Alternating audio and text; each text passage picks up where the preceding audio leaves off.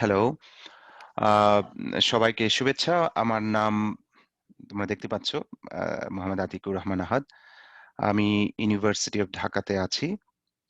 আর এই মুহূর্তে আমি ওসাকা ইউনিভার্সিটিতে কাজ করছি। তো আজকের টপিক হচ্ছে paper Very writing and good. Editing. Um IEEE computer অনেক society, BRAC university student branch. good.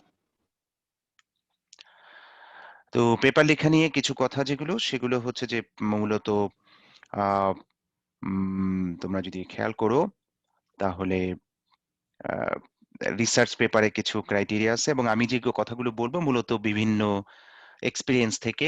এগুলো তো আসলে বইপত্র পড়েই সবকিছু শেখা যায় না। কিছু ডোমেইনে হয়তো থাকে। তো মূলত অনেক কিক খেয়েই বিভিন্ন রিভিউয়ারের কাছ থেকে specially you get good comments and you can learn যদি তুমি আ মানে ভালো জার্নাল বা ভালো কনফারেন্সে সাবমিট করা হয়। তখন ওখানে সাধারণত বড় জায়গাগুলোতে রিলেটেড এক্সপার্টস থাকে যারা ওই কাজগুলো ভালোমতো বুঝে এবং তারা হয়তো ভালো কমেন্টস করতে পারে হোপফুলি। এনিওয়ে অনেকেরই হয়তো আমার কাজ নিয়ে আগ্রহ থাকতে পারে। তো এইটা হচ্ছে আমার ওয়েবসাইট। আমি মূলত computer vision, IoT sensors, health care related কাজগুলো করি। আরো বিভিন্ন কাজকর্ম আছে। আর সেটা হলো যে এই ওয়েব লিংকের মধ্যেই একটা সাবলিংক আছে যেখানে নোটস এর অধীনে বেশ কিছু লেকচার আছে। বিভিন্ন ইস্যুতে research methodology, paper writing, ethics and how to select A good journal or conference. এই টাইপের কিছু লেকচার আছে ইউটিউবে, তো তোমরা দেখে নিতে পারো। তো এখানে যে পয়েন্টগুলো বলবো সেগুলো আসলে অনেক রিভিউয়ার কাছ থেকে শেখা এবং বেশ কিছু জার্নাল কনফারেন্সে আমি দীর্ঘদিন ধরে কাজ করার অভিজ্ঞতা কারণে অ্যাজ অ্যাসোসিয়েট এডিটর অথবা গেস্ট এডিটর অথবা channel chair of the conference. তো এগুলোর কারণে দেখা যাচ্ছে যে আমি গত 10 বছর প্লাস ধরেই হাজারের উপরে পেপার দেখেছি। কয়েক হাজার পেপারই বলতে পারি। তো এবং বাংলাদেশে কনফারেন্স গুলোর সাথে ইনভলভ থাকার কারণে majority of the papers Bangladeshi থাকে। ওগুলোও দেখেছি। তো ওগুলার ত্রুটিগুলো আমি জানি কম বেশি। সেই হিসাবে আমি আমার প্রেজেন্টেশনটা লিক করেছি আরকি। অ্যা এবং এগুলো কোনো পারফেক্ট অ্যাডভাইস না। সুতরাং আরো অনেক পয়েন্ট মিসিং থাকতে পারে, অনেক পয়েন্ট কেউ অন্যরকম ভাবতে পারে। কিন্তু যা বললাম তা হচ্ছে আমার ব্যক্তিগত অভিজ্ঞতা থেকে। আই হোপ যে এটা আমরা সবাই এনজয় করব। তো শুরুতেই আমি বলে নেই যে আসলে পেপার রাইটিংটা কেন এত গুরুত্বপূর্ণ। আমি মোটিভেশন পাওয়ার জন্য অ্যাডমিনরা তোমরা নতুন কেউ আসলে অ্যাডমিট করতে হবে। আ তো হোস্ট যারা আছো। তো যেমন নোবেল প্রাইজ উইনার ইকোনমিক সায়েন্সে ২০১৭ রিচার্ড থেলার উনি যেটা বলছেন দেখো যে in the interest of young scientist and which is I think a lot of young scientist don't pay any attention to the writing. লেখাতে মনোযোগ দেয় না। I don't mean writing a novel. বলছেন যে when you do research the end product is something written and until you have written it down you haven't done anything. সুতরাং এটা দ্বারা বোঝায় যে আসলে মানে পেপার রাইটিং খুবই গুরুত্বপূর্ণ একটা বিষয়। সুতরাং উনি নোবেল প্রাইজ উইনার যদি এই কথাটাকে বলে থাকেন যে রাইটিং এর জন্য ইয়াং সায়েন্টিস্টদের অ্যাটেনশন যথেষ্ট দেয়া হয় না, তাহলে বুঝতে হবে যে এটা সত্য। এবং আমরাও যেটা করি যে একটা জায়গায় সাবমিট করার সময় মানে লাস্ট মোমেন্টে সাবমিট করার আগ মুহূর্ত পর্যন্ত লিখতে থাকি বা এডিট করতে থাকি একটুখানি, এরপরে সাবমিট করি। কিন্তু এর জন্য যথেষ্ট প্রস্তুতি নেয়া এবং মানে ভালোমতো চেষ্টা করা সেটা হয়ে ওঠে না। এবং যে কারণে দেখা যায় যে রাইটিংটা অনেক সময় ভালো হয় না। এবং ভালো যদি না হয়, যে কারো বাসায় যদি দাওয়াত খাওয়ানো হয়, আমরা কেন পয়সা বেশি খরচ করে একটু ভাবের রেস্টুরেন্ট গুলোতে খেতে যাই ৪-৫ গুণ ১০ গুণ বেশি দাম দিয়ে, অনেক সময় স্বাদও এত হয় না। কারণ হচ্ছে যে ওখানে পরিবেশনাটা সুন্দর। কিন্তু আমরা যদি নরমাল একটা রাস্তাঘাটের বিরিয়ানি বা কাচ্চি দোকানে যাই বা তেহারির দোকানে যাই, হুম? বা ইভেন পুরি যে বানায়, সিঙ্গারা বানায় সেটা খাই।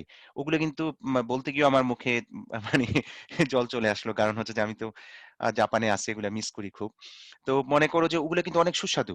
কিন্তু এরপরেও আমরা অনেকেই কিন্তু ওই জায়গায় দাঁড়িয়ে খাই না। ইয়াং বয়সে তোমরা হয়তো খাও যারা স্টুডেন্ট। কিন্তু একটা পর্যায়ে দেখা যাবে যে ওই জায়গায় যদি কেউ কাউকে নিয়ে যায়, ঠিক আছে? বিয়ের পরে বউকে কেউ নিয়ে গেলেও হচ্ছে মনে করো হাজির বিরিয়ানি খাওয়াতে। খুব আনন্দ নিয়ে। ঠিক আছে? বা পুরান ঢাকার কোনো একটা রেস্টুরেন্টে খাওয়াতে। দেখা গেল যে ঐদিনই ডিভোর্স হয়ে যেতে পারে।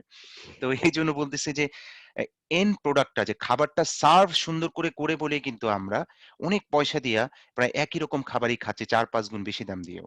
অনেক সময়, যেটা আমি পছন্দ করি না ব্যক্তিগতভাবে। তো এটা হচ্ছে পয়েন্ট যে রাইটিংটা ইম্পোর্টেন্ট। তো জাস্ট শুরুতেই আমন্ত্রণ জানিয়ে রাখি যে তোমরা কেউ হয়তো এই কনফারেন্সে তোমাদের অনেক টিচার অংশগ্রহণ করেছেন। আইসিআইভি বাংলাদেশে জন্ম হওয়া ১০ বছর ধরে চলছে। এটা Japan, Bangladesh, America, Japan, Bangladesh এরকম করে। তো এই বছর এটা জাপানে হবে।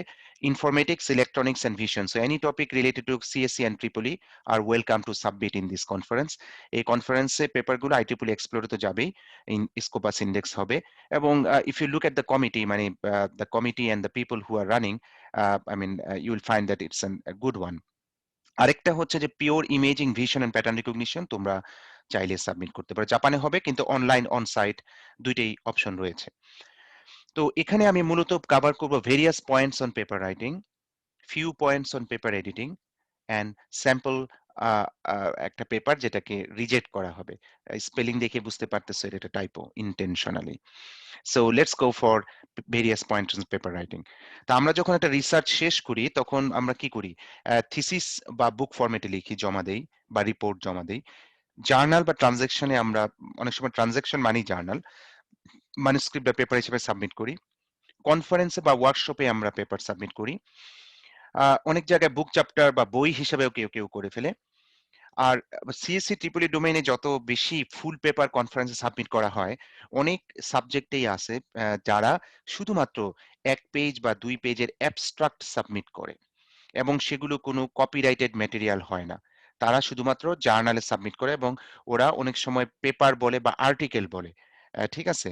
তো এইটা খেয়াল রাখবে যে যখন তুমি সিএসসি ট্রিপল ও কনফারেন্সে করেছি, অনেকে পাত্তাই দিবে না, অন্য ডোমেইনের লোকজন। বলে যে কনফারেন্স তার মানে হচ্ছে যে অ্যাবস্ট্রাক্ট অথবা extended abstract and so on, but it's not the case for our domain. Specially আমাদের ডোমেইনে কিছু কনফারেন্স আছে যেগুলো বড় জার্নালের মতোই ডিফিকাল্ট। মূলত আমরা এমএস ওয়ার্ডে লিখি অথবা ল্যাটেকে লিখি। আমি রিকমেন্ড করব যে সবাই ল্যাটেকে লেখার জন্য। কারণ ল্যাটেকে লিখলে ফাইনালি পিডিএফ এ কনভার্ট হয় এবং এটা কোনো কঠিন না। খুবই সহজ। মানে ইঞ্জিনিয়ারিং স্টুডেন্টদের জন্য এটা পানির মতো সহজ হওয়া উচিত। তো তোমরা ল্যাটেকে লিখবা। ল্যাটেকে লিখলে যেটা হয়, লেখাটা খুব সুন্দর মানের হয়, দেখতে সুন্দর দেখা যায় এবং এক জায়গায় রিজেক্ট হলে আরেকটা জায়গায় পাঠাতে গেলে যদি ওই জার্নাল বা কনফারেন্সের টেমপ্লেট ভিন্ন হয়, তবুও এটা সহজ হয়। পাবলিকেশনের কিছু টার্ম হচ্ছে পিয়ার রিভিউ, মানে হচ্ছে রিভিউয়াররা পেপার রিভিউ করবে। ডাবল ব্লাইন্ড সাবমিশন যদি কোথাও লেখা থাকে, যেমন আমাদের আইসিআইভি বা আইভিপিআর ডাবল ব্লাইন্ড, তার মানে তুমি অ্যাকনোলেজমেন্টে অথবা অন্য কোথাও অথার ইনফরমেশন অথবা ইউনিভার্সাল ইনফরমেশন দিতে পারবে না, আবার রিভিউয়ার ইনফরমেশনও জানতে পারবে না। এটা কেন প্রয়োজন? যাতে করে কোনো রকম বায়াস না থাকে। বাট সব জায়গায় যে ডাবল ব্লাইন্ড হয় তা নয়। পেপার সাধারণত সরাসরি যদি পৃথিবীর কেউ অ্যাকসেপ্ট করে, তাহলে বুঝে নিবা যে এটা পচা ফোরাম। পৃথিবীর কোনো জায়গায় সরাসরি পেপার অ্যাকসেপ্ট করার কথা না। হুম? মাইনর রিভিশন করে, মেজর রিভিশন করে। তো মাইনর রিভিশন হলে সাধারণত ধরে নিবা যে এটা অ্যাকসেপ্ট হয়ে গেছে। মেজর রিভিশন হলে খুব যত্ন করে চেষ্টা করতে হবে এটা ইমপ্রুভ করার জন্য। আর রিজেক্ট হলে তো আমরা কান্নাকাটি করি। কিন্তু রিজেকশন করলে কান্নাকাটি করার কিছু নাই। এটা এমন না যে প্রেমে পড়ে হাবুডুবু খাচ্ছিলা, এখন মানে রিজেক্ট খাইছো, এখন একদম জীবন শেষ। ঠিক আছে? তো পেপার এক জায়গায় রিজেক্ট হলে খুশি হয়ে আরেকটা জায়গায় পাঠানো যাবে। কারণ হচ্ছে যে পেপারটা রিজেক্ট করার যে কারণগুলো দিয়েছে, সে কারণগুলো মনোযোগ দিয়ে চেষ্টা করলে আরেকটু ইমপ্রুভ করলে আরেকটু বেটার জায়গায় পাঠানো যাবে। সো এটা মাথায় রাখতে হবে। তো এখানে জাস্ট রিজেকশনের ক্ষেত্রে প্রফেসর শ্রীকান্ত অনেক বড় একজন প্রফেসর, তার মুবিকম হচ্ছে মানে কমিউনিকেশন একটা বড় কনফারেন্স। সেই কনফারেন্সে দেখা গেছে তার স্টুডেন্ট প্রথমে সাবমিট করেছিল, পরে ভুল ছিল কিছু একটা, আবার সে টাইটেলটা চেঞ্জ করে আবার সাবমিট করেছে, কিন্তু আগেরটা ডিলিট করে নাই। ফলে যেটা হয়েছে যে প্রথম পেপারে সে স্কোর পাইছে, ৩ জন রিভিউয়ার ১ ২ ৩ করে দিয়ে এটাকে রিজেক্ট করে দিছে। আর সেম পেপার, জাস্ট টাইটেলটা একটুখানি ভিন্ন ছিল, সেম পেপারে ৩ ৪ ৫ হয়ে অ্যাকসেপ্ট হয়েছে। তার মানে লাইফে তোমার যদি পেপার রিজেক্ট হয়, ডোন্ট ফিল যে পেপারটা বাজে ছিল। হ্যাঁ? সুতরাং এটা একটা ন্যাচারাল প্রসেস। আমি নিচে রেফারেন্স দিচ্ছি। ইয়ামুন কেউগ নামে একজন, আমি জানি না প্রনাউন্সিয়েশন ঠিক হয়েছে কিনা। উনি ইউসি রিভার্সাইড এর একজন প্রফেসর। উনার কাছ থেকে লেকচার মানে এই স্লাইডটা নেয়া। আরো ২ একটা slide, for example this one. আরেকটা এক্সাম্পল হচ্ছে, যারা কম্পিউটার ভিশনে বা ইমেজিং এ কাজ করো, তারা হয়তো শিফটের নাম শুনে থাকতে পারো। হগ, শিফট এরকম। তা শিফট যে করেছে সে হচ্ছে ডেভিড লয়। তার প্রথম পেপার আইসিসিভি, যেটা international conference on computer vision, and CVPR another top মানে নাম্বার ওয়ান কনফারেন্স। ২ টা কনফারেন্সে কিক খাইয়েছে। ঠিক আছে? সবাই রিজেক্ট করছে। Can you imagine? সেই পেপারটা পরের বছর পাবলিশ হয় এবং পরে জার্নালে হয়। And it has been cited by the জার্নালটাই সাইটেড হইছে 62,000 টাইমস অলমোস্ট। কল্পনা করতে পারো? 62,000 টাইমস। বাংলাদেশে তো কারো কয়েকশো মানে ইভেন প্রফেসর লেভেলেও যদি কারো কয়েকশো গুগল স্কলার সাইটেশন হয়, সে সেটা হাইলাইট করে ফেসবুকে দেয়, আমরা হইচই করি।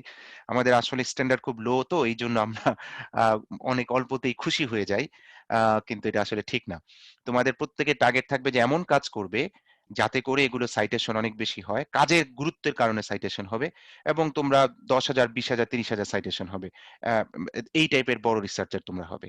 এবং এটা প্রত্যেকের পক্ষেই সম্ভব। চেষ্টা করলেই সম্ভব। আর একদিনে কখনো সম্ভব হয় না। এটা লম্বা সময় ধরে করতে হয়। দেন আ আরেকজন উনি যেটা বলছেন যে ইয়ামন যেটা বলছে যে আমি ফুললি এগ্রি করি না। কিন্তু উনি যেহেতু বলেছেন একজন বড় প্রফেসর, উনি বলেছেন যে রিসার্চের তুমি প্রবলেম অথবা শুরু করো। কি নিয়ে কাজ করবা? দেন ডেটা কালেকশন করো। দেন বলছে স্টার্ট রাইটিং।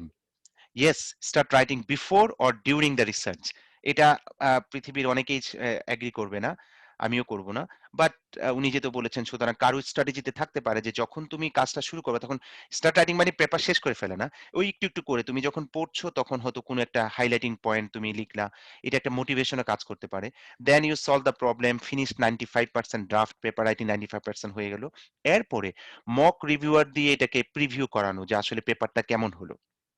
পারলে ভার্চুয়ালি বা লিটারেলি রাইভাল অথার্স যে একই রকমের কাজ অন্য যারা করে তাকে দিয়ে বলা যে প্লিজ স্যার অথবা ভাই অথবা আফা আপনি একটুখানি রিভিউ করে দেন, মানে একটু দেখে দেন যে পেপারটা কিরকম হয়েছে। তবে এই জায়গায় একটা রিস্ক থাকে আমাদের দেশে, যে আমাদের দেশে যেহেতু মানে ২ নম্বর লোকজন ডে বাই ডে বাড়তেছে, ফলে দেখা গেল তুমি দিলা ওইটা ২ দিন পরে তুমি দেখলা যে এটা পাবলিশ হয়ে গেছে কোনো একটা কনফারেন্সে বা জার্নালে। ইট হ্যাপেন্ড ফিউ কেসেস হলেও। সুতরাং এই ব্যাপারে খুব সাবধান। Revise using checklist and submit. রিসার্চের শুরুতে উনার মতে ফাইন্ডিং রিসার্চ প্রবলেমের ক্ষেত্রে ধরো তুমি একটা, আমাদের দেশে আমরা রিসার্চ কি করব এটা নিয়ে অনেকের কোশ্চেন থাকে এবং কিভাবে করব, এবং অনেকেই যে কারণে হিমশিম খায়। তো একটা সহজ আইডিয়া হচ্ছে, for example you think idea X is very good. ধরো এটা একটা অলরেডি পাবলিশড ওয়ার্ক অথবা একটা আইডিয়া। এখন এইটাকে তুমি কিভাবে এক্সটেন্ড করবা? অনেকভাবে করা যায়। প্রতিটাই একেকটা রিসার্চ। ফর এক্সাম্পল তুমি এটাকে মোর অ্যাকুরেট করবে। আরো বেশি স্ট্যাটিস্টিক্যালি সিগনিফিক্যান্টলি অ্যাকুরেট করার চেষ্টা করবে। এটা একটা হতে পারে। তুমি এটাকে ফাস্টার করবে। কাজটা আগে যতটুকু হতো তার চেয়ে একটু ফাস্টার হয় কিনা। তার মানে অ্যালগরিদমে কিছু পরিবর্তন আনা। তুমি এটাকে এনি টাইম অ্যালগরিদম করতে পারো। যে রিয়েল টাইম অ্যালগরিদম অথবা অনলাইন বা স্ট্রিমিং হতে পারে। Making it work for a different data type. ধরে নাও যে তোমার এই কাজটা ফেস রিকগনিশনে কাজ হয়েছে একভাবে, এখন তুমি অন্য মানে ডেটা সেটে তুমি ট্রাই করে দেখবা যে কেমন হয়, সেটাও কিন্তু হয়। যেমন ধরো sensor based human activity recognition অথবা স্লিপ মনিটরিং, অনেক রকমের কাজ কিন্তু আছে, গিটহাবের কোড দেয়া আছে। What about doing like this, যে ৩টা গিটহাবের মেথড নিলা, নেয়ার পরে ওই ৩টা মেথডে ওরা যেই ৩টা বা ৪টা বা ৫টা ডাটা সেট রান করেছে, তুমি আরো এরকম ৫-৬ টা ডাটা সেট নামাও। কারণ অনেক ডাটা সেটই এভেইলেবল যেই ডোমেইনে আছে। নামিয়ে তুমি ওই ৩টা মেথডের কম্পারেটিভ এনালাইসিস করো। তোমার নিজের কোনো কাজ হলো না। কিন্তু তুমি দেখালা যে ওই ৩টা মেথডের ভালো কি, মন্দ কি, ভালো কি, মন্দ কি, কেন এটা ভালো কাজ করে, কেন এটা খারাপ কাজ করে। এটাও কিন্তু একটা গুরুত্বপূর্ণ। কারণ বেশিরভাগ পেপারে যেটা থাকে সেটা হচ্ছে গিয়ে তোমার একটা মেথড কি করে ২ টা ডাটা সেট বা ৩ টা ডাটা সেটে মোটামুটি কাজ করে খুশি মনে পেপার করে ফেলে। That's fine. কিন্তু ওই মেথডটা কি ৫ টা বা ১০ টা ভিন্ন, ভিন্ন ডাটা সেটে কাজ করে? অথবা ১০ টা ডাটা সেট মিলিয়ে তুমি একটা বড় ডাটা সেট বানালে তখন কি কাজ করে? ওইটা যদি তুমি দেখাতে পারো সেটাও কিন্তু তোমার বলার দরকার নাই যে উই হ্যাভ প্রপোজড। তুমি বলবা যে আমরা এক্সাক্টলি এই মেথড এবং এই মেথড নিয়ে ওরা কতটা ভালো-মন্দ এটা জাজ করার চেষ্টা করেছি। ওরা করেছে ২ টা ডাটা সেটে, আমরা করেছি ১০ টা ডাটা সেটে। এবং দেখা যাবে এটা একটা ভালো জার্নালও পাবলিশ হতে পারে। So making it work on low power device, তার মানে হচ্ছে যে লো মানে যেহেতু আইওটি ডিভাইসের ব্যাপার-স্যাপার আছে, প্রচুর এজ ডিভাইসেস ব্যাপার আছে, সেই ক্ষেত্রে লো পাওয়ার ডিভাইসে কাজ করে কিনা। Explaining why it works so well, এটাও কিন্তু একটা কাজ হতে পারে। যে কেন এই মেথডটা ভালো কাজ করে। এটা তো আর তুমি নিজে বলতে পারবে না। তোমাকে এক্সপেরিমেন্টালি বিভিন্নভাবে দেখিয়ে বলতে হবে। এটাও কিন্তু একটা কাজ। এই কাজগুলো করার জন্য তোমাকে মানে বড় ওস্তাদ হইতে হবে না। কিন্তু ভালোমতো পরিশ্রম করতে হবে, বুঝতে হবে, জানতে হবে। Making it work for distributed systems, অথবা কোনো একটা নোভেল সেটিং এ একটা মেথড আছে, সেই মেথডটা তুমি একটা রিয়েল অ্যাপ্লিকেশনে ইমপ্লিমেন্ট করে দেখালা।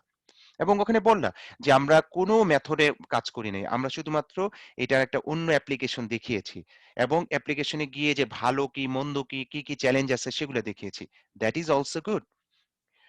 Removing A parameter or assumption, যেকোনো যখন কাজ করি আমরা কিন্তু ধরি, ছোটবেলায় পড়ছি না ম্যাথমেটিক্সে, যে ধরি এক্স ইকুয়াল টু এত অথবা ওয়াই ইকুয়াল টু এত এরকম। তো সিমিলারলি রিসার্চে কিন্তু আমরা অনেক কিছু ধরে নেই, অ্যাসাম্পশন করে নেই, অথবা বিভিন্ন প্যারামিটার থাকে, সেই প্যারামিটার ভ্যালুগুলো ফিক্স করে নেই। হোয়াট অ্যাবাউট তুমি কোনো একটা অ্যাসাম্পশন বা একটা ধারণা বা একটা কনস্ট্রেইন্ট অথবা একটা প্যারামিটার রিমুভ করে দিলা, দিয়ে তুমি দেখলা তোমার রেজাল্টটা কিরকম হয়। বড় জার্নালগুলোতে সাধারণত যারা পাবলিশ করে তারা তাদের মেথডের বিভিন্ন পার্ট বাদ দিয়ে, যেটা ওই যে তোমরা কম্পিউটার ভিশনে কাজ করলে তোমরা দেখবা ভালো জার্নালগুলো বা কনফারেন্সে বলা থাকে অ্যাবলাশন স্টাডি। অ্যাবলেশন বা উচ্চারণ যাই হোক, ABLATION। অ্যাবলেশন স্টাডি মানে হচ্ছে যে কোনো একটা তুমি একটা তোমার মেথডের বিভিন্ন প্যারামিটার বাদ দিয়ে দেখলা যে কোনটা বাদ দিলে কোনটা কাজ করে, অর্থাৎ কোন প্যারামিটারটা বা কোন ব্লকটা বা কোন স্টেপটা more dominant for in this method, এটা আইডেন্টিফাই করা। তো এটাও এক রকমের রিসার্চের অংশ। আরেকটা হতে পারে তোমার ওই যে মেমোরি এফিশিয়েন্ট কিনা, অথবা মেথডটা সিম্পলার করো, কঠিন একটা কাজ এটাকে সহজ করার চেষ্টা করো। তো এগুলো হচ্ছে রিসার্চ ফাইন্ডিং, মানে ফাইন্ডিং রিসার্চ প্রবলেমস এর জন্য একটা স্ট্র্যাটেজি, মানে ওয়ান মানে প্যাকেজ অফ স্ট্র্যাটেজিজ আর কি, যে এখানে অনেক রকমের স্ট্র্যাটেজি রয়েছে। নাও যখন তোমার paper right smartly to get it accepted, so এক নম্বর হচ্ছে টাইটেল। তোমাদের যদি মাঝখানে কোনো কোশ্চেন থেকে ওই স্লাইডের উপরে যদি সিরিয়াস কোশ্চেন থাকে তাহলে জিজ্ঞেস করতে পারো, আদারওয়াইজ নট। সো টাইটেল হচ্ছে যে কোনো ফ্যান্সি ওয়ার্ড থাকবে না। আমরা অনেক সময় যেটা হয়, খুবই সামান্য কাজ করি, 6 মাসের কাজ, 3 মাসের কাজ, আমরা বলে ফেলি robust method, novel method, best method, এগুলো কখনোই লিখবে না। ঠিক আছে? Unless a work is extremely rigorously মানে ওয়ার্কড অন, তাহলে হচ্ছে মানে এটা হবে, আদারওয়াইজ নট। মিনিংফুল টাইটেল থাকতে হবে, নট টু লং, খুব লং করা যাবে না। দেন হচ্ছে আইটিবিডি ট্রানজাকশনে কিছু সিস্টেম আছে, কোনগুলো ছোট হাতের হবে, কোনগুলো বড় হাতের হবে। অথার্স এর ক্ষেত্রে আমাদের ছেলেপেলেরা অনেক সময় পিএইচডি লেখে, স্টুডেন্ট লেখে, প্রফেসর, ডক্টর এগুলো লেখে, এগুলো লেখা যাবে না। অ্যাবস্ট্রাক্ট সাধারণত ১৫০ ওয়ার্ড বা ২০০ ওয়ার্ডে লেখা থাকে। বাট কোনো জার্নালের ক্ষেত্রে লেখা থাকে যে পারপাস, গোল, মেথড, এরপরে হচ্ছে এক্সপেরিমেন্ট, দেন হচ্ছে তোমার result, analysis, findings, feature work, এরকম ১ লাইন ২ লাইন করে লেখার মানে স্কোপ থাকে। যদি ওদের টেমপ্লেট সেরকম হয় সেভাবে লিখবা। আদারওয়াইজ সিঙ্গেল প্যারাগ্রাফে ১৫০ বা ২০০ ওয়ার্ডের মধ্যে। সাধারণত ৪ টা বা ৫ টা কিওয়ার্ডস দিতে হয়। ইন্ট্রোডাকশনে ব্যাকগ্রাউন্ড বা আউটলাইন থাকতে হয়। আমি সবগুলো ডিটেলসে যাব। Overview of the work, structure as per section, related work বা লিটারেচার রিভিউ, অর্থাৎ তুমি যেই লাইনে কাজ করেছো সেই লাইনের টপ জার্নাল বা top conference, recent top journal, top কনফারেন্সের কাজগুলোকে সামারি করে গল্পের মতো করে ক্লাস্টার্ড ওয়েতে লেখা। একটার পর একটা খালি তুলে দিলে তা নয়। ঠিক আছে? তুমি ধরো যে ১ম এ ডাল দিলা, পরে দিলা পায়েস, সেটা হলে হবে না। ঠিক আছে? খাবার যেরকম আমরা সিকোয়েন্সিয়ালি দেই, রিমেম্বার রিসার্চ হচ্ছে রান্নার মতো। একজন ভালো শেফ যেরকম খুবই সুন্দরভাবে গুছানোভাবে তার মাল মসলা যাই থাকে সেটার উপর নির্ভর করে সে ভালো সুস্বাদু রান্না করতে পারে, একজন গবেষকও তাই করে। এবং রান্নার পরে সে যেভাবে সুন্দর করে পরিবেশনা করে, সেটা একটা ইম্পর্টেন্ট ফ্যাক্টর। তোমার মানে পরিবেশনাটা অনেক গুরুত্বপূর্ণ। ঠিক আছে? এখন তুমি যদি মনে করো যে অনেক পরিশ্রম করে কাজ করলা, পেপার রাইটিং এর মধ্যে সেটা সঠিকভাবে উপস্থাপন করা হলো না, এবং একটা পেপারের মধ্যে যে ৮ টা ১০ টা মেজর কম্পোনেন্ট থাকে, প্রতিটা কম্পোনেন্টেই ভালো মতো হয় নাই। একটা ভালো বাকি ৯ টা খারাপ। তাহলে দেখা যাবে যে ওইটা অ্যাকসেপ্ট হবে না। এটা হচ্ছে বিষয়। এবং রিসার্চ পেপারটা বুফে খাবারের মতো নয়। যে ১০০ টা আইটেম আছে, এর মধ্যে খাওয়ার মতো আছে মাত্র ১০-১২ টা, আর বাকি সবগুলো হচ্ছে অখাদ্য অথবা এত সুস্বাদু না অথবা এরকম। তোমার পেপারে যতটা মডিউল থাকবে প্রত্যেকটাকেই ধরে নাও যে তুমি অর্ডার দিচ্ছ একের পর এক আইটেম আস্তে আস্তে ৫টা ৬টা আইটেম, কিন্তু প্রত্যেকটা আইটেমই মোটামুটি ভাবে স্ট্যান্ডার্ড। ঠিক আছে? ফলে তোমার ইন্ট্রোডাকশনটা স্ট্যান্ডার্ড হবে, অ্যাবস্ট্রাক্টটা স্ট্যান্ডার্ড হবে, রিলেটেড ওয়ার্কটা স্ট্যান্ডার্ড হবে। যদি পেপার ছোট হয় আমরা সাধারণত রিলেটেড ওয়ার্ক বা লিটারেচার রিভিউটা ইন্ট্রোডাকশনের মধ্যে ব্যাকগ্রাউন্ডের মধ্যে দিয়ে দেই।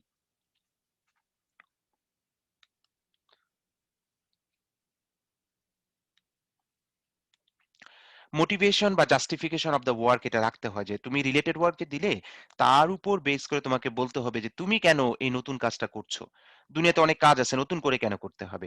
দেন প্রপোজ মেথড বা অ্যাপ্রোচ বা স্ট্র্যাটেজি তুমি বর্ণনা করলে যে তুমি যেটা, তুমি যদি কোনো মেথড প্রপোজ না করে থাকো, অন্যের মেথড ব্যবহার পরিষ্কার লেখো যে আমরা অন্যের মেথড ব্যবহার করে কাজ করছি, কোনো সমস্যা নাই, মিথ্যাচার কখনোই ভালো কিছু আনে না। এক্সপেরিমেন্টাল সেটআপ বা রেজাল্টস এটা বলতে হয়। রেজাল্ট অ্যানালাইসিস, ইনডেপথ ডিসকাশন থাকতে হবে। বলতে হবে কোনটা ভালো পয়েন্ট, কোনটা খারাপ পয়েন্ট। ঘটকের মতো সব শুধু ভালো পয়েন্ট বললেই হবে না। হুম? তবে আবার ২-৪ টা বেশি খারাপ কথাও বলা যাবে না। তুমি যদি তোমার মেথডে খুব বেশি বলো যে সবই খারাপ, তাইলে তো আর পেপার কেউ অ্যাকসেপ্ট করবে না। রিভিউয়ার আর কষ্ট হবে না। সুতরাং একটু টেকনিক্যালি এই জায়গাটা রাখতে হবে। কনক্লুশনস এ মাথায় রাখতে হবে। কেউ তোমরা যে মানে স্টুডেন্টরা যেটা করে অ্যাবস্ট্রাক্টটা কপি পেস্ট করে মেরে দেয়। অলমোস্ট অ্যাবস্ট্রাক্ট কনক্লুশনস লিখে দেন। নো, এই জন্য একটা স্ট্র্যাটেজি হচ্ছে অ্যাবস্ট্রাক্ট লিখবে একজন আর কনক্লুশনস লিখবে আরেকজন অথর। তাহলে যেটা হবে লেখার স্টাইল ভিন্ন হবে, প্যাটার্ন ভিন্ন হবে এবং সেটা ভালো হবে। এবং কনক্লুশনসটা একটু অ্যাবস্ট্রাক্টের চেয়ে বড় থাকে এবং সবার শেষে একটা বা দুইটা জেনুইন ফিউচার ওয়ার্কস এর কথা বলা থাকে। জেনুইন ফিউচার ওয়ার্কস বলতে বোঝায় তুমি যদি সময় পাইতা তাহলে এটা কি কাজ করা যেতে পারতো, যে তোমার রিসার্চ করলে তুমি ১ বছর ধরে আরো ৩ মাস বা ৬ মাস পেলে কোন কাজগুলো করা যেতে পারতো, ওই টাইপের একটা গাইডেন্স গুলাই আমরা শান্ত ফিউচার ওয়ার্কস দেই। এখানে পলিটিক্যাল লিডারদের মতো আমরা আপনাদের সকল ধানের জমি পাকা করে দিব, আপনাদের গায়ে আর কাদা লাগবে না, এই টাইপের কোনো স্টেটমেন্ট দেয়া যাবে না। কিন্তু আমাদের অনেক ছেলেপেলেরাই যেটা করে সেটা হলো গিয়ে যে একটা ছোট্ট কাজ করে, করেই বলে যে আমি ট্রাফিক প্রবলেম সলভ করে ফেললাম। এইটা করেই বলে যে রাস্তাঘাটে কোনো মেয়ে যদি কোনো বিপদে পড়ে তাহলে সকল সমস্যার সমাধান হয়ে যাবে, ফ্লাড বন্ধ হয়ে যাবে and so many other things. No, যদি তাই হতো তাহলে পৃথিবীতে কোনো কাজ বাকি থাকতো না। এখন আমাদের মাথায় রাখতে হবে যে ফিউচার ওয়ার্কটা হবে based on what you have done, এবং এই কাজটার উপর বেস করে ফিউচার ওয়ার্ক কি হবে, তাহলে সেটা রিয়ালিস্টিক ফিউচার ওয়ার্ক হবে। কারো যদি কোনো প্রশ্ন থাকে তোমরা বলতে পারো মাঝখানে। অ্যাকনলেজমেন্ট হচ্ছে এটা আমি দেখেছি অনেকবার, ইনক্লুডিং বুয়েট এর স্টুডেন্টস এবং ঢাকা ইউনিভার্সিটির স্টুডেন্টস আমার ডিপার্টমেন্টের, যে সুপারভাইজারকে থ্যাংক ইউ জানাচ্ছে যে ধন্যবাদ সুপারভাইজার আপনি আমাদেরকে কিছুটা হলেও সময় দিচ্ছেন, কিন্তু তারা অথার লিস্টে নাই। ঠিক আছে? কিন্তু মাথায় রাখতে হবে অফিসিয়ালি তোমার যে সুপারভাইজার কাজকে হেল্প করুক আর না করুক, কোনো পরামর্শ দেক আর না দেক, তোমাদেরকে সারাক্ষণ গালাগালি করুক আর না করুক, without his or her written approval you must not submit a paper to anyone. এটা হলো ১ নম্বর পয়েন্ট। ২ নম্বর হচ্ছে যদি তোমাদের কোনো সুপারভাইজার না থাকে, যেমন তোমরা ৩ জন বন্ধু ধরো একসাথে বসে কাজ করলা। ঠিক আছে? এবং মানে কোনো গাইডেন্স নাই, নিজেরা করেছো। ওই ক্ষেত্রেও তোমরা কেউ হেল্প করেছে, কোনো সিনিয়র এরকম যদি হয় তাহলে তাকে ধন্যবাদ জানাতে পারো সিগনিফিকেন্ট, কিন্তু সেটা আ মানে not the supervisors. Supervisors must be in the author list. Then হচ্ছে রেফারেন্সিং এর ক্ষেত্রে বিভিন্ন ডাইমেনশন আছে, যেমন নাম্বার ওয়ান পয়েন্ট হচ্ছে যে রিসেন্ট পেপার। তুমি একটা পেপার সাবমিট করলা আজকে, সেখানে দেখা গেল ২০২০ এর কোনো রেফারেন্স নাই, ২০১৯ এর নাই, ১৮ নাই বা এরকম, তাহলে ওই পেপার রিজেক্ট করাটা একদম সহজ। কারণ রিভিউয়ার উইঠেই বসে থাকে কখন এটা রিজেক্ট করবে। কারণ হচ্ছে যে কষ্ট করে পুরা পেপার দেখবে কি জন্য। সুতরাং সে যদি দেখে যে কিছু ম্যাটেরিয়াল আছে যেগুলো রিজেক্ট করার মতো পেয়ে যায়, তাহলে সে ঝপ করে ধরে, ধরার পরে রিজেক্ট করে দেয়। ঠিক আছে? ২-১ টা মানে কথাবার্তা বলে। তো এটা মাথায় রাখতে হবে যে রিসেন্ট পেপার লাগবে এবং টপ জার্নাল বা কনফারেন্স গুলো থেকে নিতে হবে। যদু-মধু জার্নাল কনফারেন্স থেকে নিলে এখান থেকেও বোঝা যাবে যে এই অথররা ভালো কাজ কি সেটা জানে না। স্ট্যান্ডার্ড রাইটিং কি সেটা জানে না। ফলে তারা পচা জার্নাল, পচা কনফারেন্সের রেফারেন্স দিয়েছে। এটা আমরা দেখতে পাই হচ্ছে যে যখন তোমরা বিভিন্ন রকমের রোবোটিক সিস্টেম বানাও অথবা মোবাইল অ্যাপ্লিকেশন বানাও, ওগুলোর কাজগুলো সাধারণত রিলেটেড টপ জার্নাল বা কনফারেন্সে তোমাদের ধারণাই নাই। ঠিক আছে?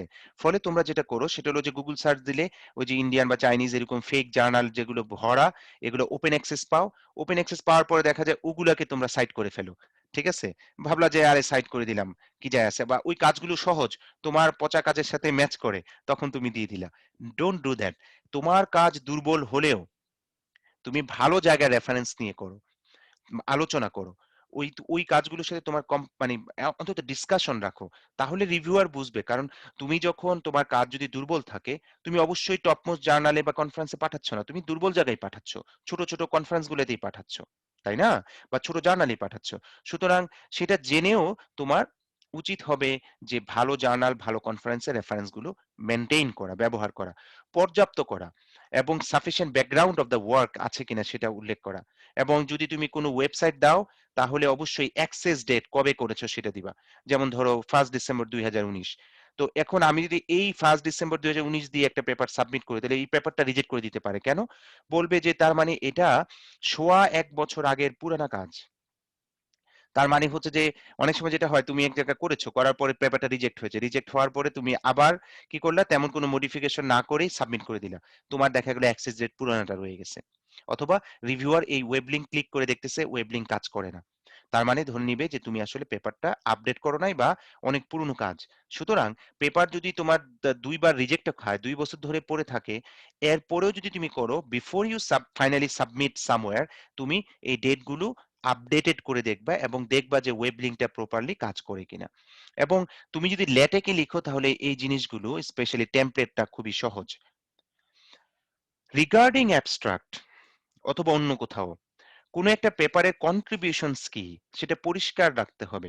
তুমি আমাকে দাওয়াত দিলা, দাওয়াত দেওয়ার পরে তুমি খাওয়ানোর সময় মানে খাওয়াচ্ছ, আমি খেয়ে প্রশংসা ওয়াও কি মজা হয়েছে এই সেই বলতেছি। তুমি একবারও বলো নাই যে আসলে এগুলা পাশের চাইনিজ দোকান থেকে আসছে অথবা পাশের বাসার খালাম্মা বা ভাবি রান্না করে দিয়ে গেছে, সো অন। এটা যদি না বলো তাহলে আমি ধরে নিব যে তোমার রান্নাটা তোমার ছিল। ফলে আমি নেক্সট টাইম তোমার ওখানে এসে আবার আশা করব যে তুমি একই রান্না করে আমাকে খাওয়াবা।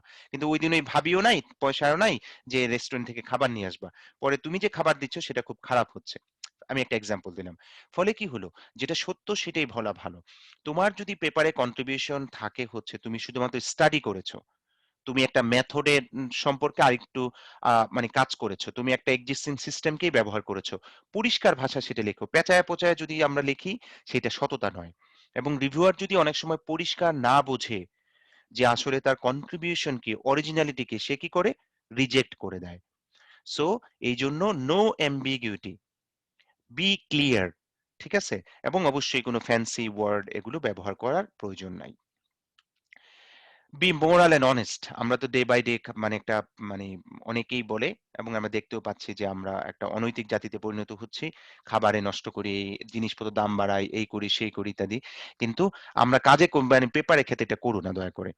আর এই যুগে এটা করা আরো বেশি ডিফিকাল্ট, কারণ হচ্ছে যে অতীতে আমাদের অনেকের অনেক কেস থাকতে পারে না বুঝা করছে বা বুঝে করছে কিনা ধরা পড়ে নাই বা এক ভাষা থেকে আরেক ভাষায় রূপান্তর করেছে। কিন্তু এখন যেহেতু প্লেজারিজম চেকার আছে, so it's very easy to point.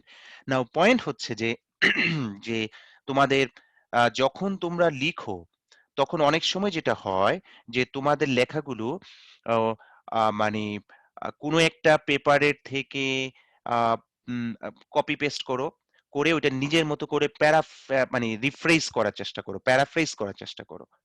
কিন্তু সমস্যা যেটা হয় সেটা হচ্ছে যে প্লেজারিজম চেকার হচ্ছে এত চাল্লু যে সে পরপর ৪টা বা ৫টা ওয়ার্ড যদি সিমিলার হয় তাহলে সে লাল দাগ দেয়। তো এই লাল, কালো, হলুদ দাগ দিতে, দিতে আল্টিমেটলি সেটা একটা পার্সেন্টেজ ক্রস করে গেলে সেটা একটা ডেঞ্জারাস অবস্থায় চলে যায়। তখন রিভিউয়ার দেখে আরে এর তো অনেক সিমিলারিটি। আসলে কিন্তু তুমি কোনো চুরিচামারি করো নাই।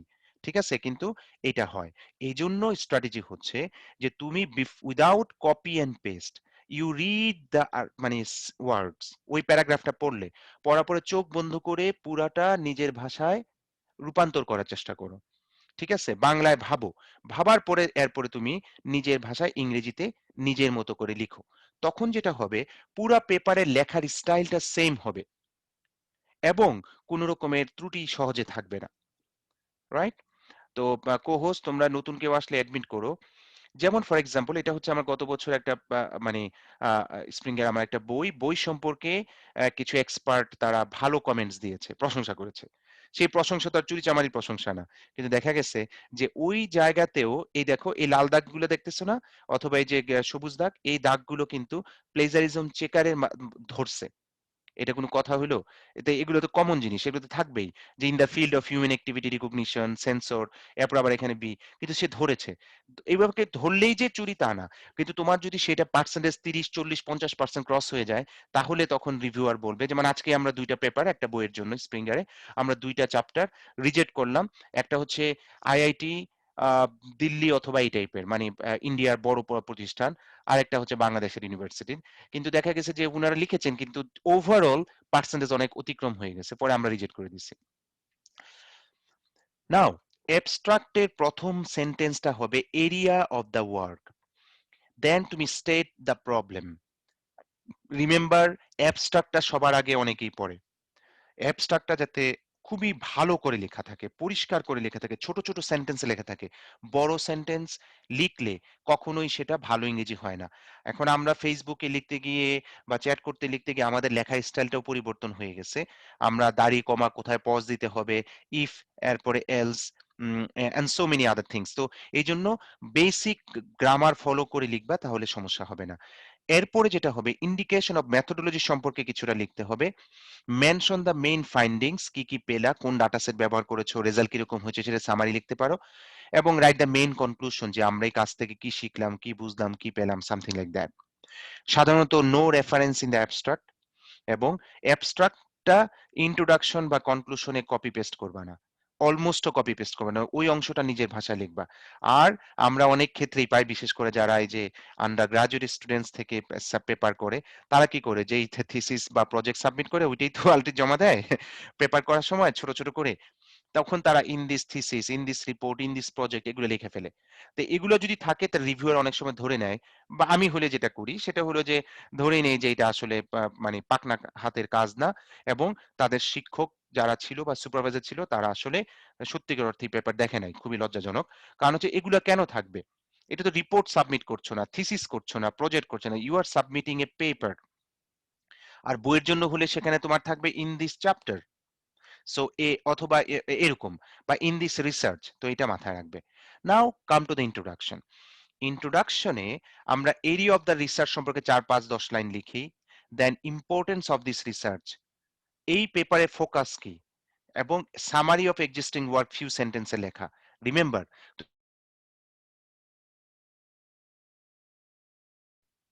somebody muted me আচ্ছা, indicate A gap of existing works. কথা কি শোনা যায়? হুম। রেইজ কোয়েশ্চেনস, যে তুমি যেই এক্সিস্টিং কাজগুলোর উপরে তুমি কিছু প্রশ্ন নিজেই তুললা, যে এই কাজ হয় নাই, এই প্রবলেম রয়ে গেছে, এই প্রবলেম রয়ে গেছে। দেন তুমি বললা যে এই এত কিছু আছে, এর মধ্যে আমি একটা সলভ করার চেষ্টা করতেছি। এরপরে তুমি তোমার রিসার্চের আউটলাইন করলে, এবং তোমার অ্যাপ্রোচ এবং সামান পেয়েছো কি তার সম্পর্কে ১-২ লাইন করে লিখলা। Last paragraph of the introduction for a good journal, for a good conference will be like this, যেটা আমরা দেখি যে the paper is organised as follow, section 1 এইটা ছিল, সেকশন 2 এইটা ছিল, সেকশন 3 তে এটা ছিল, and so on. Literature review থাকে হচ্ছে সেকেন্ড সেকশন হিসাবে।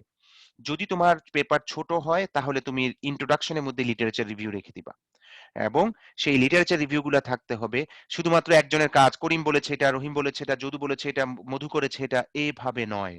তোমাকে এটা গল্পের মতো করে ক্লাস্টার্ড ওয়েতে করতে হবে। তুমি ধরো তোমার কাজের মধ্যে হাত নাড়ানো, পা নাড়ানো রিলেটেড আছে, হাঁটা রিলেটেড কিছু পেপার আছে। এখন তুমি ধরো ২০টা পেপারের বর্ণনা দিলা, দেখা গেল যে হাঁটার কথা লেখছো, কিছুক্ষণ পরে পা, এরপরে পরে হচ্ছে আবার তোমার হাত উঠাচ্ছে, এই টাইপের না। তুমি ক্লাস্টার করার চেষ্টা করো, either based on the applications, অথবা বেসড অন মেথডস, অথবা বেসড অন ডেটা সেট, যাতে করে একটা গল্পের মতো করে কেউ পড়তে পারে। পড়ার পরে ওখান থেকে তুমি খুঁজে বের করো যে কেন তোমাকে নতুন করে কাজ করতে হবে। দুনিয়ার সবাই যদি কাজ করেই থাকে, তাহলে তুমি আর নতুন করে কি কাজ করবা? তাহলে তোমাকে অবশ্যই কোনো একটা গ্যাপ আছে কিনা খুঁজে বের করতে হবে, এবং তুমি সেই গ্যাপগুলো খুঁজে বের করবা। এখন পয়েন্ট হচ্ছে রিসার্চারের জন্য, যেটা আমি ওই যে প্রথম দিকে একটা স্লাইডে প্রায় ১০-১২টা পয়েন্ট বলেছিলাম যে কিভাবে রিসার্চ করবা বা খুঁজবা। সেই ক্ষেত্রে তোমরা সাধারণত দেখবে যে মানে বিভিন্ন পেপারের কনক্লুশনস এর মধ্যে অথবা ডিসকাশনস এর মধ্যে কিছু গাইডেন্স দেয়া থাকে। ওগুলোও তোমাদের কাজে লাগতে পারে। বাই দ্য ওয়ে, অনেক সময় আমরা রিলেটেড ওয়ার্ক বা লিটারেচার রিভিউ, মোটিভেশন, ব্যাকগ্রাউন্ড এগুলো ইন্ট্রোডাকশনের মধ্যে ইনসার্ট করে দেই যদি যদি পেপারটা শর্ট থাকে। মেথোডোলজি, ফ্লো চার্ট বা ফ্লো ডায়াগ্রাম একটা থাকা উচিত যাতে করে পরিষ্কার বোঝা যায় কাজটা কি। এবং সাধারণত অনেকে যেটা করে যে টেক্সট বুক ম্যাটেরিয়ালস বা ভেরি ওয়েল নোন মেথড সেটাকে ডিটেলস লেখে। দরকার নাই, তুমি রেফারেন্স দিয়ে বলে দাও যে আমরা এটা ব্যবহার করেছি বা এটা ইউজ করেছি। খুব বেশি আননেসেসারি মানে রিপিট করা দরকার নেই, এবং ওইসব রিপিটেশনে দেখা যায় যে তোমার প্লেজারিজমের সংখ্যাটা বেড়ে যায়। ইকুয়েশনস আর ইম্পর্টেন্ট, যেখানেই সম্ভব ইকুয়েশনস দাও, ইকুয়েশন বানাও। এটা কঠিন কাজ না, কারণ তুমি যে কাজ করেছো সেখানে কিছু ভেরিয়েবলস ছিল, কিছু প্যারামিটার ছিল। সেই প্যারামিটার গুলোকে একটা বাড়লে আরেকটা কমে, একটা বাড়লে আরেকটা বাড়ে, এরকম বিভিন্ন রকমের রিলেশনশিপ থাকতে পারে। তো ওই রিলেশনশিপ গুলোকে তুমি ম্যাথমেটিক্যালি রূপান্তর করার চেষ্টা করো। তুমি মনে করো বিভিন্ন রকমের ভ্যারিয়েবলস নিয়েছো বা ফিচার্স নিয়েছো, তাই ফিচার্স গুলাকে তুমি ধরো যে ফিচার F1 F2 F3 এরকম ভ্যারিয়েবলস এর মাধ্যমে প্রকাশ করো, তাহলে তো হবে। এবং মেথোডোলজিতে পরিষ্কার বলতে হবে তোমার কন্ট্রিবিউশন কি, যে তুমি কোনটা হলো কোন কাজটা তোমার কাজ। ঠিক আছে? ডেটা ভিজুয়ালাইজেশন স্মার্টলি করা, এক্সপ্লেইন প্রপারলি করা, ইমেজ অথবা গ্রাফ ভিজিবল কিনা, পরিষ্কার কিনা। অনেকে আছে যে এমন কালার দেয় বিয়ে বাড়িতে, যেরকম মেয়েদেরকে চেনা যায় না যে কোনটা বউ অথবা কার বিয়ে খাইতে আসলা। দেখা গেল তুমি ভুলে দোতলায় চলে গিয়ে বিয়ে খাচ্ছ, পরে দেখা গেল যে আসলে যার বিয়ে তার তিনতলায়, কারণ এমন মেকআপ করছে যে বোঝাই যায় না। সামহাও ছেলেরা এতটা মেকআপ করে না, আমি জানি না ছেলেরা ইদানিং করে কিনা। ঠিক আছে, জেনুইন। যাকগে, তো এখন যেটা সেটা হলো don't just describe the graphs, explain in depth. তোমার গ্রাফে যদি দেখা যায় যে একটা জিনিস বাড়তেছে একটা কমতেছে, এটা দেখেই তো বোঝা যাচ্ছে। এখন তুমি লেখলা যে হ্যাঁ আমরা গ্রাফে দেখতে পাই যে গ্রাফ বাড়তেছে আবার একটু পরে কমছে, এটা তো দেখলাম, কিন্তু কেন বাড়ছে, কেন কমছে, কেন অ্যাবনর্মাল কোনো জায়গায় অ্যাটিটিউড শো করছে, তাহলে ওই জায়গায় ডেটাটা কি ছিল, ওই ডেটার জন্য কি এরকম হচ্ছে, ডেটাটা কি ত্রুটি ছিল নাকি ডেটাটাকে সে ঠিক মতো নিতে পারে নাই। এই জিনিসগুলো যদি তুমি ঠিক মতো ব্যাখ্যা করো, তোমার পেপার অল্প কাজ হলেও অ্যাকসেপ্ট হবে। কিন্তু আলোচনায় যদি ভালো কিছু না থাকে তাহলে সেটা কিক খাবে, কিক। তো এই জন্য এগুলো ইম্পর্টেন্ট। আরেকটা যেটা সেটা হলো যে স্টেট অফ দ্য আর্টস, মানে বেস্ট ওয়ার্ক যেগুলো এই মুহূর্তে সবচেয়ে ভালো কাজ যেগুলো স্টেট অফ দ্য আর্টস, সেগুলোর সাথে তুলনা করা কিন্তু সম্ভব না। অনেক সময় আমরা তো বেশিরভাগ ক্ষেত্রেই দুর্বল কাজ করি। এখন আমরা যদি বড় বড় জার্নাল বা বড় বড় কনফারেন্সের কাজের সাথে কম্পেয়ার করতে যাই, তাহলে তো আমাদের রেজাল্ট খারাপ হয়েছে বা ওগুলো আমরা ট্রাই করি নাই, তাহলে তো আমরা করতে পারবো না, এটা অনেকে বলবে এবং এটা সত্য। তখন তুমি যেটা করো সেটা হলো যে হতে পারে তুমি তাদের ডাটা সেট ব্যবহার করো নাই, বড় ডাটা সেট করো নাই অথবা বড় মেথড করো নাই, কিন্তু তুমি ডিসকাস করো লজিক্যালি যে কেন তোমার কাজটা একটু বেটার বা একটু ডিফারেন্ট। ওইটা থেকে ওইটা সব সব কাজই একদিকে ভালো হবে তা তো না। আমাদের স্টুডেন্টরা যেরকম কেউ সিজিপিএ তে 3.6, কেউ সিজিপিএ তে মনে করো 6.3 আউট অফ 4, আবার কেউ মনে করো যে সিজিপিএ কম কিন্তু অন্য কাজে ভালো, কেউ হতে পারে একটা সাবজেক্টে ভালো অন্য জায়গায় খারাপ। এই জন্য মাথায় রাখতে হবে যে মানে মানে তুমি খুঁজে বের করো তোমার কাজের কোন জিনিসটাকে তুমি হাইলাইট করবে বা গুরুত্বপূর্ণ।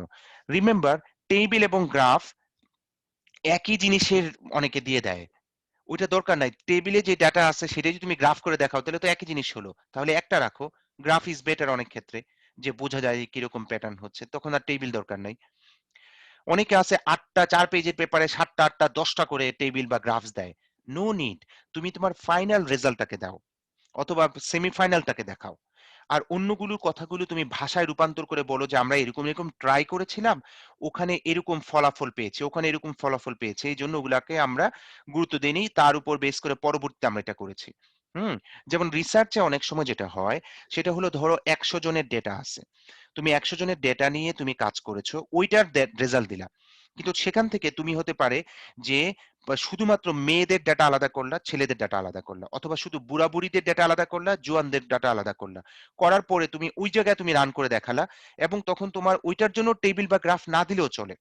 তুমি ডিসকাশনের মধ্যে রেজাল্টের মধ্যে আলোচনা করো যে আমরা দেখেছি যে এই মেথডটা মেয়েদের জন্য ভালো, ছেলেদের ক্ষেত্রে একটু দুর্বল রেজাল্ট দেয়। কারণ আমরা পরীক্ষা করে আলাদা, আলাদা পরীক্ষা করে দেখেছিলাম এত পার্সেন্ট হয়, এত পার্সেন্ট হয়। অথবা ডেভিয়েশন এরকম হয়, এটা ডেভিয়েশন এরকম হয়। অথবা এইজ গ্রুপের ক্ষেত্রে ইয়াং এইজ গ্রুপে এরকম হয়, এল্ডারলির ক্ষেত্রে এরকম হয়। ইয়েস, যদি তোমার যথেষ্ট পরিমাণ জায়গা থাকে বা বড় জার্নালে পাঠাও যেখানে পেজ লিমিট নাই অথবা অনেক বেশি লেখা যাবে, on that case you can mention too many tables and graphs. But তোমার খেয়াল করতে হবে যদি কতগুলো মার্চ করে কনসাইজ করা যায় তাহলে সেটা করা ভালো। আরেকটা পয়েন্ট হচ্ছে যে আমরা লুকাবো। এটা সত্যি কথা, পৃথিবীর সব রিসার্চারই পেপারে সকল সত্য কথা বলে না। আমরা যখন তাদেরকে অনেক সময় জিজ্ঞেস করি যে ভাই পেপার পাবলিশ হওয়ার পরে আমি তো তোমার এই জিনিসটা বুঝি নাই, এটা কি এরকম কাজ করেছে, তখন ওরা মেইলে রিপ্লাই দেয় যে আসলে ওইটা আমরা করেছিলাম কিন্তু ভালো রেজাল্ট আসে নাই। আর বলা দরকার পড়ে না যে আসলে এই কারণে পেপারে দেয় নাই। সুতরাং কিন্তু এরপরেও একটা ভালো পেপারে তুমি যখন লিখবা কিছু নেগেটিভ পয়েন্ট থাকতে হবে। সব পজিটিভ এটা কখনোই হবে না। ঠিক আছে? যেই ঘটক ছেলে বা মেয়ের সুপার প্রশংসা করে বুঝতে হবে যে সামথিং ইজ রং। ঠিক আছে? এইজন্য মানুষ কি করে? ওই যে খুঁজে, খুঁজে বের করে যে তার Facebook এ কার সাথে ছবি ছিল, Facebook এ কোথায়, কোথায় কে ঘুরতে যায়, ওগুলা দেখেও মানুষ জাজ করে কার চরিত্র কিরকম। ঠিক আছে? যে বলল যে ছেলে কখনো সিগারেট খায় না। দেখা গেল যে এক গাদা ছেলে সিগারেট খাচ্ছে, তাদের সাথে বইসা সে ছবি তুলছে। ধারণা করে ফেলল যে না, এই ছেলে হয়তো মাঝে মধ্যে টানে। তো এইজন্য মাথায় রাখতে হবে যে নিজে থেকেও কিছু দেয়া ভালো। রিভিউয়ার খুব খারাপ কথা খুঁজে বের করার আগে তুমি নিজে কিছু বলে দিলা। যেগুলোর উপর বেস করে যে বললাম future work, future work. Discussion. আমাদের majority of the cases Bangladeshi ছেলেমেয়েরা আমরা যেটা করি ডিসকাশন লিখি না। কারণ আমাদের সমাজে সমালোচনা করা সহজ, কিন্তু কনস্ট্রাকটিভ ওয়েতে সমালোচনা করার কালচারটা নাই। এটা স্কুল কলেজে আমরা শিখি নাই যে যে কারণে যেটা হয় যে আমরা রেজাল্টটা বলি কি হয়েছে, কি হয়েছে, কি হয়েছে, কিন্তু কেন হয়েছে, কিভাবে হয়েছে, কি ফাইন্ডিংস পেলাম সেগুলো আমরা বলি না। এগুলো ডিসকাশনে থাকতে হয়। রিমেম্বার, আমরা যখন ইন্ট্রোডাকশন লিখেছিলাম সেখানে কিন্তু আমরা বলেছিলাম যে কিছু গ্যাপ আছে, সেই গ্যাপগুলো দূর করানোর জন্য আমরা এই রিসার্চটা করতেছি, তাই না? অনেক সময় মানুষ পয়েন্ট বুলেট পয়েন্টে লেখে এই পয়েন্ট, এই পয়েন্ট, এই পয়েন্ট আমরা এই পেপারে টার্গেট করেছি। নাও যখন তুমি রেজাল্ট পেলে সেই রেজাল্টটা কি ওই গোলগুলোর সাথে ম্যাচ করে নাকি করে না? যেমন লাস্ট উইক আমি একটা পিএইচডি থিসিস ইভালুয়েট করলাম। তো সেখানে আমি দেখলাম যে সে ৮টা পয়েন্ট শুরুর দিকে লিখছে যে এই ৮টা সাব মানে পয়েন্টস আমরা এই থিসিসে অ্যাড্রেস করার চেষ্টা করেছি। পরে আমি তার প্রত্যেকটা চ্যাপ্টার পড়ে, পড়ে দেখলাম যে ৮টার মধ্যে পরের চ্যাপ্টার গুলাতে অর্ধেকই সে উত্তর দেয় নাই। দেন কনক্লুশন চ্যাপ্টারে যখন লিখেছে সে ৮টার জন্য কিন্তু মিনিমাম ৮টা সেন্টেন্স থাকা উচিত। কারণ তুমি একটা গোল সেট করেছো, এইবার তুমি সামারি করছো, সামারাইজড পার্টে কেন তোমার ওইটার উত্তর নাই?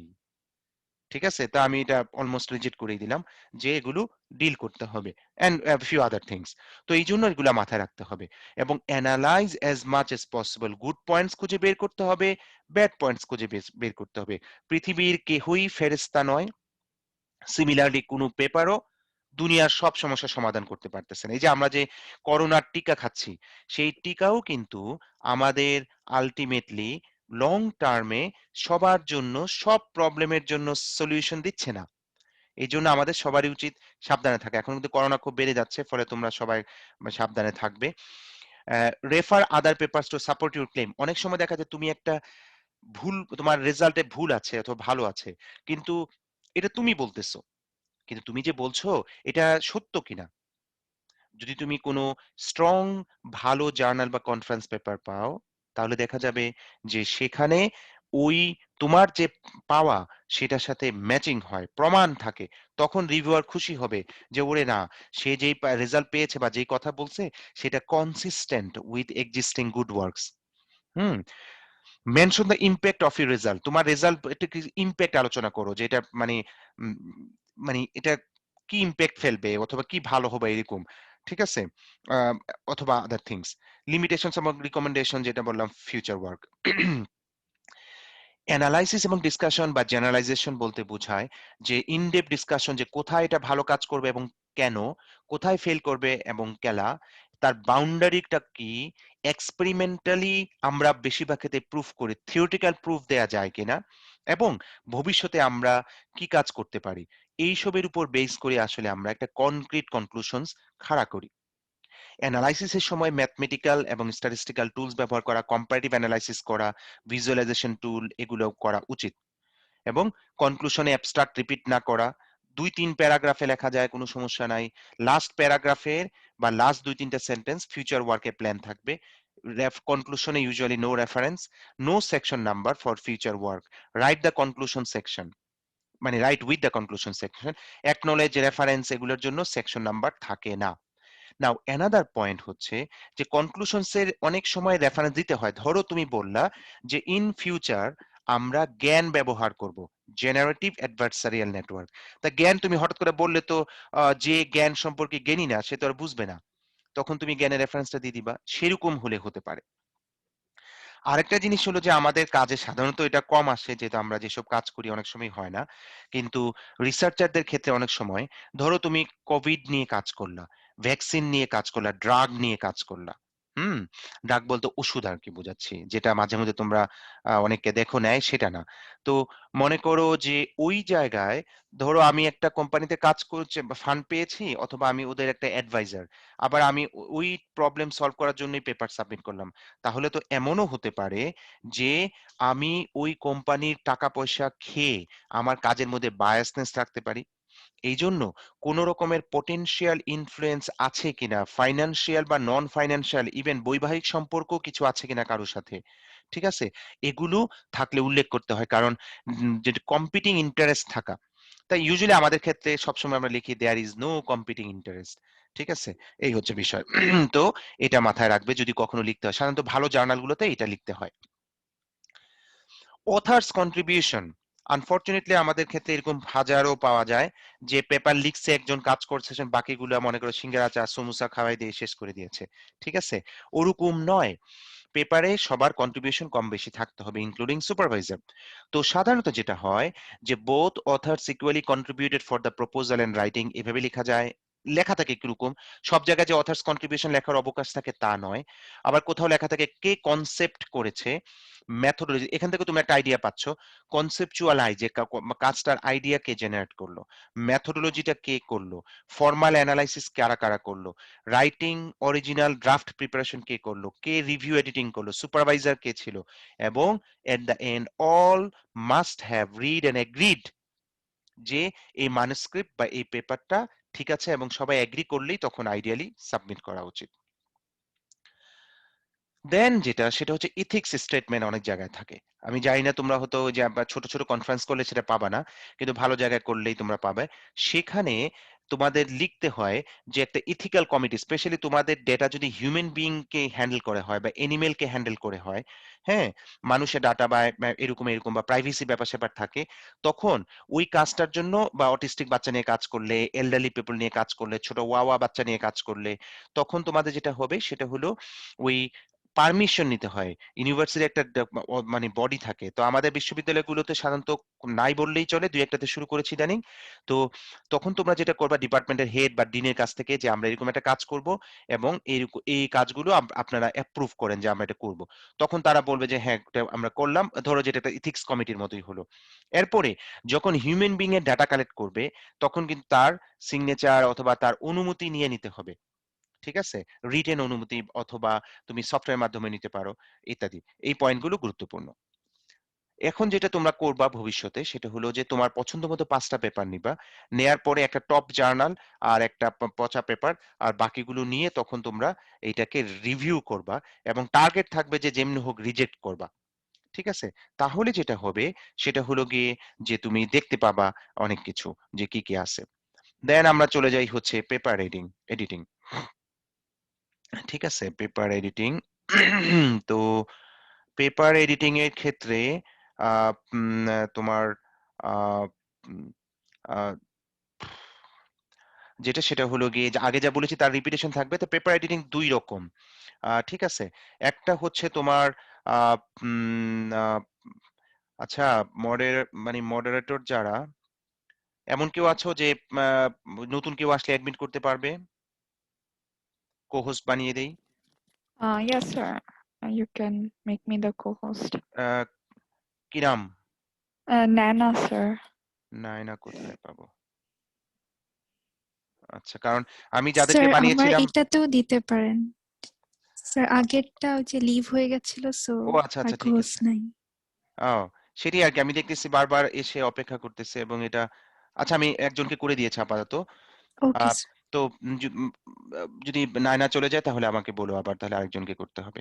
তো পেপার Okay. এডিটিং এর ক্ষেত্রে যেটা থ্যাংক ইউ। তো আ আগে যা বলেছি পেপার এডিটিং ২ রকম। একটা হলো সাবমিশন এর আগে আরেকটা হলো পেপার যখন তোমার রিভিশন আসলো তখন তুমি কি করবা?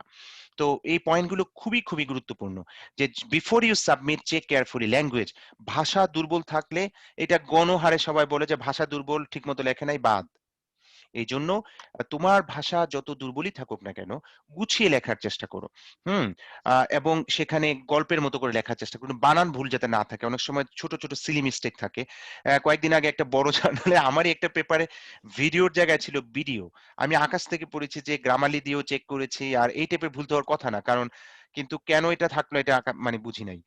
হতে পারে ল্যাটেকে লেখার কারণে কোনো একটা পার্ট বাদ দিয়েছি ফলে আগে পরে কোনো একটা ওয়ার্ড মার্জ হয়েছে। তো কোনো গ্রামাটিক্যাল মিস্টেক যাতে না থাকে, মিক্সড আপ প্যাটার্ন যাতে না থাকে। যেমন অ্যাক্টিভ ভয়েস, প্যাসিভ ভয়েস অথবা আমরা লিখলাম যে প্রপোজড, দেন প্রপোজ, আবার প্রপোজেস, হ্যাভ প্রপোজড একই পেপারেতে কয়েক রকমের। হ্যাভ অথবা হ্যাজ, আর অথবা ইজ কোথায় হবে? ওয়ান অফ দ্য স্টুডেন্টস হলে যে ইজ হয়। ইচ অ্যান্ড এভরি যে ইচ এভরি যখন লিখি তখন আমরা যেটা সিঙ্গুলার হয় এ অথবা এন কোথায় লিখবো? এই পয়েন্টগুলো গুরুত্বপূর্ণ। পাংচুয়েশন প্রবলেম থাকবে না, স্পেসিং প্রবলেম থাকবে না। গ্রামার দিয়ে চেক করবা এবং লেটেকে যদি লেখো তাহলে আসলে ফন্টের ডিজাইন এগুলা কোনো সমস্যা না। ইমেজের ক্ষেত্রে you must not copy paste of images. Image redraw করো কারণ অনেক জায়গায় যেটা হয় আমরা যদি কারো কাছ থেকে ইমেজ নেই সেই ইমেজটা মানে লো রেজুলেশন হয় অথবা ইমেজের মধ্যে যে টেক্সটটা আছে সেই টেক্সটটা হাই কোয়ালিটি থাকে না। এই জন্য তুমি নিজে ডিজাইন করার চেষ্টা করো যেখানেই পসিবল। না হলে তোমাকে অনুমোদন নিয়ে পারমিশন নিয়ে অথরের কাছ থেকে অ্যাড করতে হয় সাধারণত। এবং অনেকে আছে যে ফ্লো চার্ট বা এগুলাতে এত বেশি কালার দেয় মানে খুবই ডিফিকাল্ট। ঠিক আছে মানে বোঝা যায় না এই জন্য কালার কম দিবা। আর দেখো এটা ছবি লেখার মাঝখানে যে ছবি মানে সরি ছবির মাঝখানে যে লেখা আছে সেটা মানে বোঝা যাচ্ছে না। Revise submission